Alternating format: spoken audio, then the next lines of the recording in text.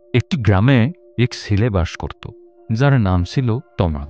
তমাল পড়াশোনায় খুবই মেধাবী ছিল এবং সবাই তার বুদ্ধিমত্তা ও তীক্ষ্ণ মনের প্রশংসা করত। কিন্তু তমালের একটি বড় দুর্বলতা ছিল, সে সময়কে সঠিকভাবে ব্যবহার করত না। তার দিনগুলো কেটে যেত বন্ধুদের সাথে খেলাধুলা করে, মোবাইলে গেম খেলে আর অপ্রয়োজনীয় আড্ডায়। তার বাবা মা বহুবার তাকে সময়ের মূল্য বোঝানোর চেষ্টা করেছে, কিন্তু তমাল কখনো বুঝতেই পারেনি সময় কতটা মূল্যবান। সে সবসময় ভাবত, আমার তো অনেক সময় আছে, সব পরে করব, এখন তো একটু জীবনটা উপভোগ করি। একদিন স্কুলে বার্ষিক পরীক্ষার ফলাফল ঘোষণা হলো। এইবার তমাল খুব খারাপ রেজাল্ট করল, আশার চেয়েও অনেক নিচে। যেসব শিক্ষক একসময় তার প্রশংসা করতেন তারাও হতাশা হলেন, এমনকি তার বন্ধুরাও ধীরে ধীরে তার থেকে দূরে সরে গেল। তমাল যখন বাড়ি ফিরে এলো, তার বাবা মাকে দেখল রিপোর্ট কার্ড হাতে নিয়ে গভীর হতাশায় ডুবে আছেন। তখন তমালের নিজের উপর খুব রাগ হলো, কিন্তু বুঝতে পারছিল না কিভাবে নিজের অভ্যাস বদলাবে। সেই রাতে সে গ্রামের সবচেয়ে জ্ঞানী ও সম্মানিত বৃদ্ধ তার দাদার কাছে গেল। দাদার পাশে বসে সে নিজের দুঃখ কষ্ট শেয়ার করল এবং বলল, দাদু, আমি বুঝতে পারছি না এবার আমি কেন ফেল করলাম। আমি তো একজন ভালো ছাত্র ছিলাম। তার দাদা মনোযোগ দিয়ে শুনলেন, তারপর হেসে বললেন, দাদু ভাই, সমস্যা এই নয় যে তুমি ভালো ছাত্র নও, সমস্যা হলো তুমি সময়কে গুরুত্ব দাওনি। সময় অনেক মূল্যবান, সঠিকভাবে ব্যবহার করলে তা তোমাকে সাফল্যের পথে নিয়ে যেতে পারে, কিন্তু যদি অপচয় করো তাহলে তোমাকে পিছিয়ে দেবে।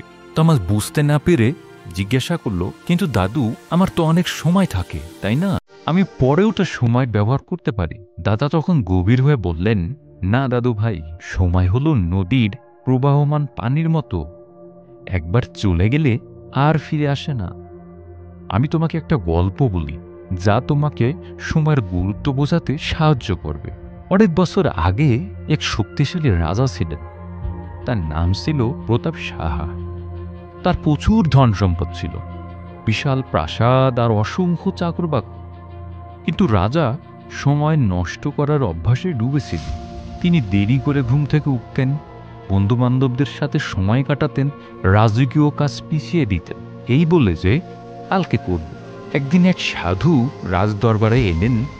সাধু রাজাকে বললেন, মহারাজ, আপনার সব আছে, কিন্তু আপনি আপনার সবচেয়ে মূল্যবান সম্পদ সময় নষ্ট করছেন। আপনি যদি এখন সময়কে গুরুত্ব না দেন, একদিন আপনি গভীর অনুশোচনায় পড়বেন। রাজা হেসে বললেন, আমার তো অনেক সময় আছে, আমি যখন যা চাই তখনই তা করতে পারি। সাধু সতর্ক করলেন, সময়কে হালকাভাবে নেবেন না মহারাজ, এটি সবচেয়ে বড় রাজাকেও ধ্বংস করতে পারে। কিন্তু রাজা শুনলেন। বছর গড়িয়ে গেল, রাজা বুড়ো হলেন, শরীর ভেঙে পড়ল, রাজা দিন দিন দুর্বল হয়ে পড়ল, তার সেনাবাহিনী যুদ্ধে হারতে লাগলো, প্রজারা বিশ্বাস হারালো। তখন রাজা বুঝলেন তিনি তার সময় নষ্ট করেছেন। তিনি সেই সাধুকে খুঁজতে লাগলেন পরামর্শ নেওয়ার জন্য, কিন্তু সাধুকে আর কোথাও খুঁজে পাওয়া গেল না। রাজা অনুশোচনায় পড়লেন, কিন্তু তখন আর কিছু করার ছিল না। তার সমস্ত ধন সম্পদ ও ক্ষমতা তাকে আর রক্ষা করতে পারল না। শেষ পর্যন্ত রাজা বুঝলেন সময়ই আসল সম্পদ। গল্পটি শুনে তমাল গভীর চিন্তায় পড়ে গেল। প্রথমবারের মতো সে উপলব্ধি করল সে কত মূল্যবান সময় নষ্ট করেছে। সে তার দাদুকে জিজ্ঞাসা করল, দাদু, আমি কি এখনো সময়কে সঠিক ব্যবহার করে জীবন বদলাতে পারি? দাদু হেসে বললেন, অবশ্যই পারো দাদু ভাই, সময়ের চাকা কখনো থামে না। তুমি যদি আজ থেকে এই সময়ের সঠিক ব্যবহার শুরু করো, তাহলে তোমাকে সাফল্য থেকে কেউ আটকাতে পারবে না। কিন্তু মনে রেখো, কোনো কাজ আগামীকালের জন্য ফেলে রেখো না। যেটা আজ করতে পারবে সেটা আজই করো। সেই দিন থেকে তমাল ঠিক করলো সে সময়ের সঠিক ব্যবহার করবে।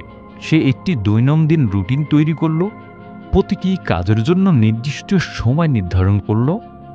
সে ভোরে ঘুম থেকে উঠতে লাগলো, পড়াশোনায় মনোযোগ দিল এবং অপ্রয়োজনীয় বিষয় থেকে দূরে থাকল।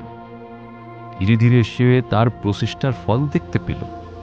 পরবর্তী পরীক্ষায় সে শ্রেণীতে প্রথম হল এবং পরবর্তী জীবনে সে একজন সফল ব্যবসায়ী হয়ে উঠল এবং তার জীবন কাহিনী সবাইকে অনুপ্রাণিত করল।